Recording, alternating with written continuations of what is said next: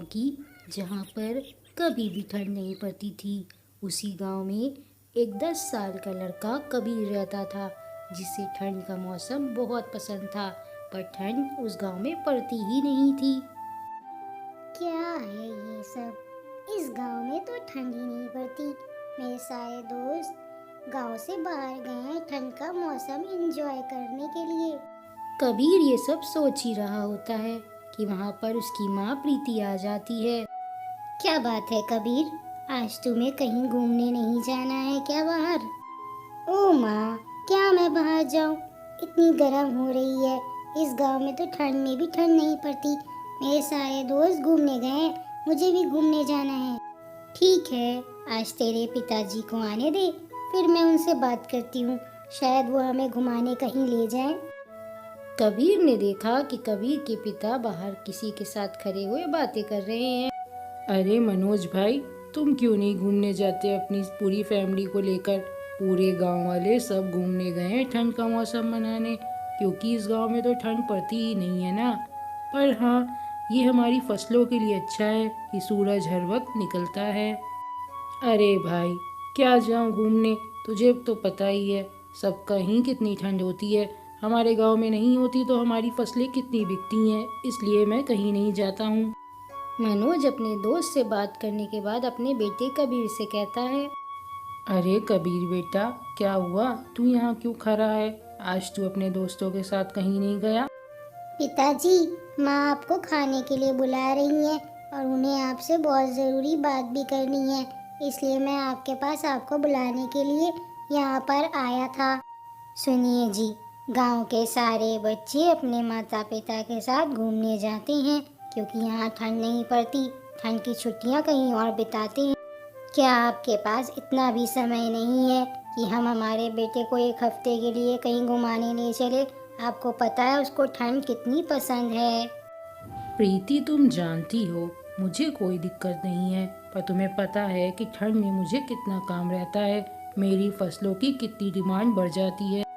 अगर मैं ठंड के मौसम में तुम लोगों को घुमाने ले गया तो मेरा कितना नुकसान हो जाएगा, और मैं नहीं चाहता कि हम लोगों का कुछ भी नुकसान हो। पर पिताजी, एक हफ्ते में क्या नुकसान हो जाएगा? क्या मैं कहीं घूमने नहीं जा सकता? आप मुझे कहीं भी नहीं ले जाते। कबीर अपने पिता से गुस्सा हो जाता है, पर मनोज अपनी बात पर डटा रहता है कि वो ठंड के मौसम में कहीं घूमने नहीं जा सकता है। ऐसे ही रात हो जाती है। सारे गांव में सन्नाटा हो जाता है।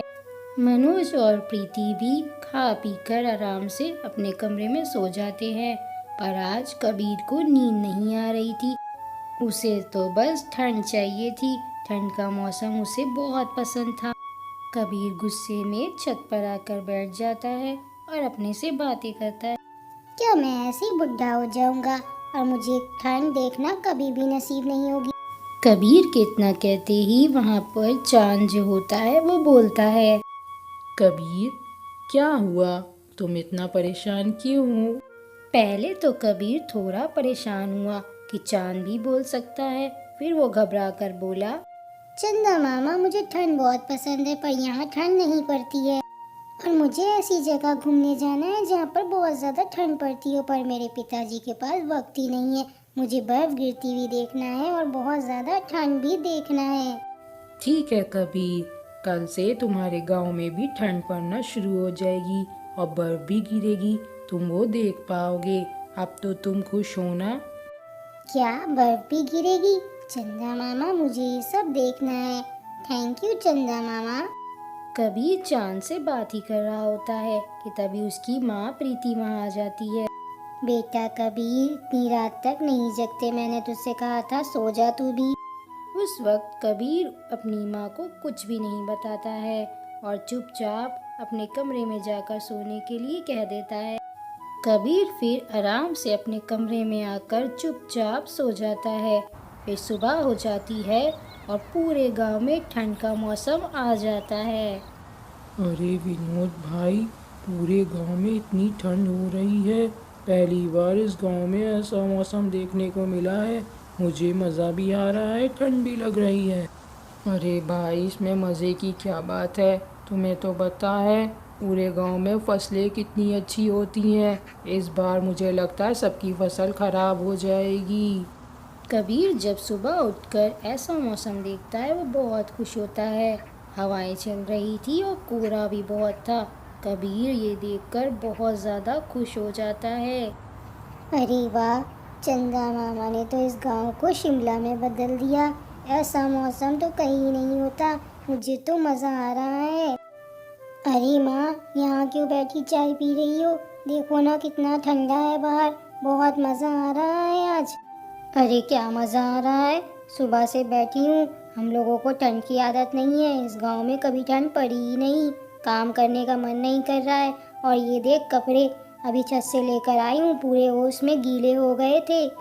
ऐसे ही ठंड के मौसम को एक हफ्ता हो जाता है और ठंड दिन पे दिन बढ़ती जाती है और सब जानवर भी परेशान होते हैं और इंसान भी, क्योंकि उस गांव में किसी को भी ठंड की आदत नहीं थी।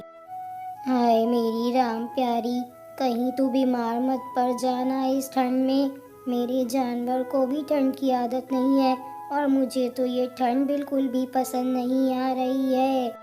सारा गांव ठंड से बहुत ज़्यादा परेशान था। पहली बार गांव में ठंड पड़ी है। लगता है हम लोग का आखिरी समय है। पूरा गांव ठंड की वजह से बहुत परेशान था। अरे भाई, इतनी ज़्यादा ठंड पड़ रही है कि हमारी फसलें भी ख़राब हो गई हैं। अब हम लोग क्या करेंगे? हमारे पास पैसा भी नहीं बचेगा। कुछ दिन और ठंड रही तो सब कुछ बर्बाद हो जाएगा। अरे भाई, तुम ये क्या कह रहे हो? मेरी फसल तो ख़राब हो चुकी है और मैं तो गरीब आदमी हूँ। अब और पैसा कैसे लगाऊंगा? पूरे गांव में ठंड को लेकर हाहाकार मचा हुआ था। कबीर के एक गलत फैसले की वजह से सबको भुगतना पड़ रहा था। अरे मिंटी, इतना अच्छा मौसम है और तू मेरे घर भी नहीं आ रही ना। तू मेरे साथ अब खेलने जा रही है क्यों?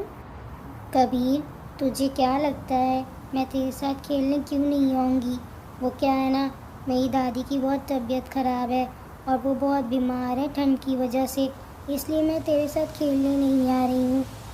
मिंटी की ये बात सुनकर कबीर को बहुत दुख होता है। वो सोचता है कि उसकी वजह से उसकी दादी की तबीयत खराब हो गई। इधर मनोज की भी खेतों की फसलें धीरे धीरे खराब हो रही थी। हे भगवान, ये सब क्या है? इस ठंड ने तो मेरी सारी फसलें भी खराब कर दी। प्रीति, मेरी आधी फसल खराब हो चुकी है ठंड की वजह से। कुछ दिन ऐसे ही रहा तो पूरे गांव में गरीबी आ जाएगी। सारा गांव परेशान है। इतनी ज़्यादा ठंड और बर्फ़ गिर रही है। अब सब खत्म हो जाएगा। अब कुछ नहीं बचेगा। ये सब कबीर खरा सुन रहा था। अब कबीर को अपनी गलती का एहसास हो रहा था। ऐसी ही रात हो जाती है। सारे गांव वाले 8 बजे ही अपने अपने घरों में चले जाते हैं। मनोज भी सो जाता है क्योंकि किसी से ठंड में कोई काम भी नहीं हो रहा था। और इधर कबीर अब ये सबसे परेशान हो रहा था और वो सोचता है कि वो आज चंदा मामा से माफ़ी मांग लेगा और ये मौसम ख़त्म करने के लिए भी कह देगा। चंदा मामा, आप कहाँ हो? प्लीज़ मेरी बात सुन लो। मेरी वजह से सबको बहुत परेशानी हो रही है। मैं अपनी गलती पे अब शर्मिंदा हूँ। कबीर बेटा, अब क्या हुआ? अब तुम क्यों परेशान हो और तुम मुझे क्यों बुला रहे थे? चंदा मामा, मुझसे गलती हो गई। गांव वालों को ठंड की आदत नहीं है। सभी जानवर, इंसान सब परेशान है और मेरे पिताजी भी परेशान हैं।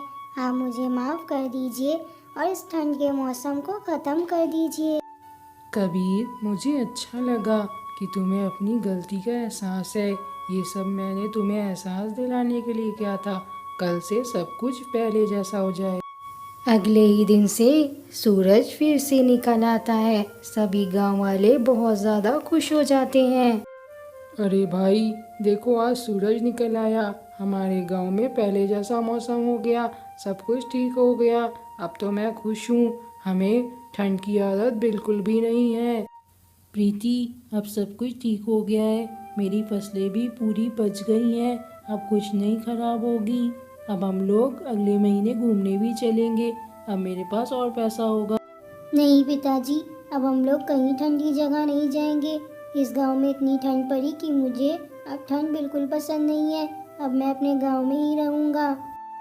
अब मेरा बेटा समझदार हो गया है, अब वो किसी चीज़ की जिद भी नहीं करता है।